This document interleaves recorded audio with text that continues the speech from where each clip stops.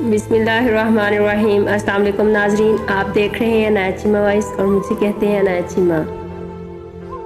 नाजरीन, अल्लाह ताला से दुआ है कि अल्लाह ताला रमज़ान के इस बाबरकत महीने के तौफैल हम सब के गुनाहों को माफ़ फरमाए। उसने कांपते हाथों के साथ नंबर मिलाया। Turn turn. आगे से खांसती हुई आवाज़ ने फ़ोन उठाया। हेलो हेलो, कौन है? कोई बोलता ही नहीं। उसने कॉल ड्रॉप कर दी। फिर चंद लम्हे बाद फिर हिम्मत करके कॉल मिलाई। फिर उसी आवाज़ ने फ़ोन उठाया। हेलो, कौन है? हिम्मत करके डरते डरते हेलो किया। आगे एकदम से आवाज़ आई, नाजी पुत्र तू? क्या हाल है पुत्र? तू हमें छोड़कर क्यों चली गई पुत्र? क्यों माँ बाप की इज्जत खाक में मिला दी? भाई तेरे खून के प्यासे हुए हैं। कहाँ है? कहाँ है तू? ठीक तो है ना पुत्र? कित्थे है तू नाजी? नाजी का रो रो कर बुरा हाल था। कुछ ना बोली। उसकी माँ बोलती चली गई, पूछती चली गई, लेकिन नाजी जैसे बेसुध खड़ी रही, जैसे सकते में हो। फिर अम्मा की तरफ से सवाल हुआ, पुत्र तू है कहाँ? इतने साल हो गए, तू खुश तो है ना? आखिर माँ थी, माँ की मोहब्बत तो ख़त्म नहीं होती। नाजी सिर्फ इतना बोली, हाँ अम्मी मैं खुश हूँ। इतने में दरवाजे से नाजी का शौहर घर में दाखिल हुआ। नाजी ने घबराए हुए फ़ोन बंद कर दिया और डर सी गई।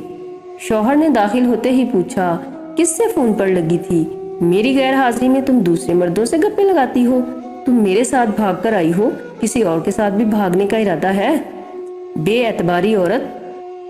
घर से भागी हुई लड़की को जानिसार की वालिहाना सच्ची मोहब्बत, अंधे कानून की लाठी, दुनिया के हर मजहब की रजा, मजबूर वालिदैन की रजामंदी, गैरतमंद भाइयों का वक्ती समझौता, यार दोस्तों की दिली खुशी और अपने ज़मीर की आवाज़ का इत्मीनान मिल भी जाए, लेकिन उसे इज्जत कभी नहीं मिलती।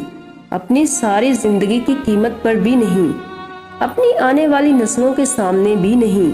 उसे सिर्फ समझौते करने होते हैं, वो समझौते जिनसे फरार के लिए उसने ये इंतहाई कदम उठाया। जिंदगी का ये गोल चक्कर उसे सारी जिंदगी गुजार कर ही समझ आता है।